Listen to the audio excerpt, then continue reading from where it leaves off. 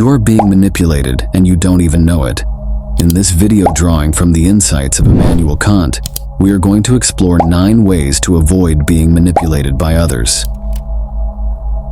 Autonomy.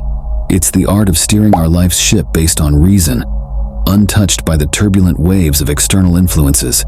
Imagine a compass that unfailingly points towards your true north, unswayed by the tempests of manipulation. This is the essence of autonomy. Kant believed that every individual possesses intrinsic worth and the capacity for rational thought. It's through the exercise of this rationality that we attain the freedom to make choices independent of external pressures. Autonomy isn't about isolation. It's about self-determination in the face of a cacophony of influences. For instance, when faced with a critical life decision, autonomy empowers you to reflect on your values and aspirations, ensuring that your choice aligns with your true self. To avoid manipulation, you must be willing to confront uncomfortable truths. It's akin to looking at yourself in the mirror, unflinchingly, and acknowledging your flaws, your biases, and your vulnerabilities. It's not easy, but it's essential, for it's in this raw honesty that you find the strength to fortify your defenses against manipulation. Kant challenges us to face the parts of ourselves that we'd rather keep hidden. This means acknowledging our own susceptibilities to manipulation, whether it be through our desires, fears, or insecurities. By confronting these uncomfortable truths, we empower ourselves to strengthen our resolve, to recognize manipulation when it rears its head, and to take decisive action. It's not an easy path, but it's the path of true autonomy and self-mastery. Emotions can sometimes be a double-edged sword. Kant's counsel is to balance them with reason and moral principles.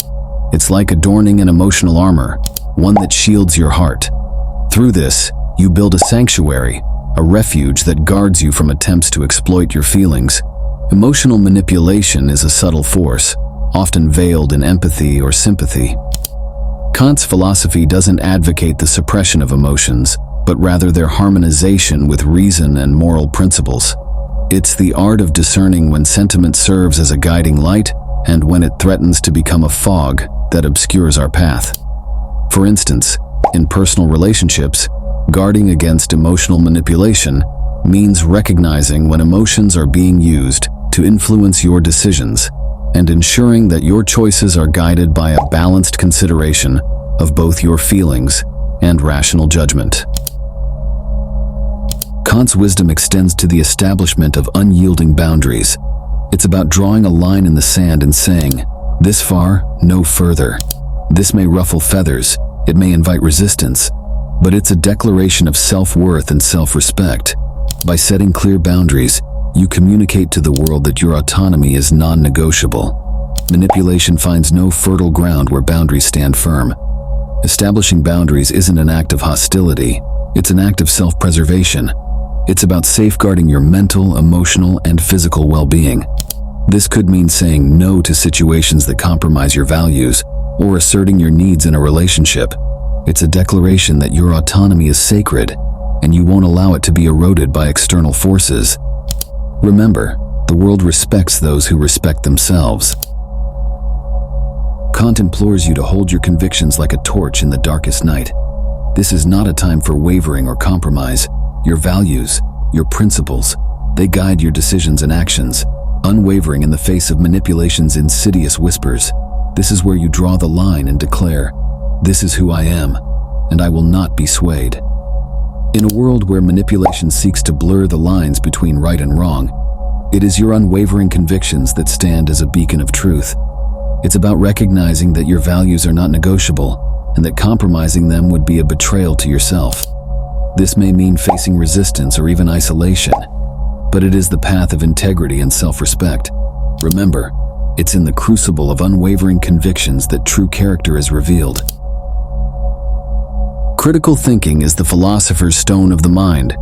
Kant implores us to exercise our intellectual muscles, to question, analyze, and seek the truth. It's like having a pair of glasses that reveal the hidden layers of reality. With critical thinking, you're not just a consumer of information, you're an architect of your own destiny, crafting decisions based on reason, not manipulation. Critical thinking is the ability to dissect information, discern the authentic from the deceptive, and arrive at conclusions grounded in reason. It transforms individuals from passive recipients of information to active architects of their own understanding. For example, when confronted with conflicting information, critical thinking allows you to sift through evidence, discern reliable sources, and make informed choices. Listen closely, for this is where Kant's wisdom takes a hard turn. To truly shield yourself from manipulation, you must be willing to embrace discomfort. Growth doesn't happen in comfort zones. It's forged in the fires of challenge and adversity. It's about willingly subjecting yourself to the crucible of discomfort, knowing that it's here, in this heat, that your strength and resilience are tempered. Avoiding manipulation requires a willingness to confront situations that may be uncomfortable or even painful. It means having the courage to step into the unknown, to challenge your own beliefs, and to face situations that test your mettle. This path is not for the faint-hearted, but for those who are committed to their own growth and empowerment. Remember, diamonds are formed under pressure. Kant's warning against heteronomy is a call to break free from the shackles of external influences. It's about recognizing and resisting the pressures that seek to mold your decisions. Picture breaking those chains, stepping into the light of your own agency. It's not just a stance, it's a declaration of independence in a world clamoring for conformity. Heteronomy, in Kant's lexicon, represents a state of being governed by external forces, be they societal norms, peer pressure, or fleeting emotions. It's a state of passivity, where one's choices are dictated rather than determined. Recognizing and resisting heteronomy is akin to reclaiming the reins of one's destiny. For instance, when faced with a major life choice such as a career path, resisting heteronomy means making a decision that aligns with your passions and aspirations rather than succumbing to external expectations. Kant's call for enlightenment is an invitation to embark on a journey of self-discovery and learning. It's like being a beacon in a room shrouded in darkness. By seeking knowledge, by daring to know and think for yourself, you're not just a passenger in life, you're the captain of your ship, charting a course that's uniquely yours. This, my friends, is the ultimate defense against manipulation. Seeking enlightenment is an active pursuit of knowledge, wisdom, and self-awareness. It's about illuminating the path ahead, even in the face of uncertainty. By continuously learning and expanding your understanding of the world, you become equipped to navigate life's challenges with clarity and purpose. This pursuit of enlightenment becomes a shield against manipulation, as it empowers you with the discernment needed to see through deceit and make choices that align with your true values.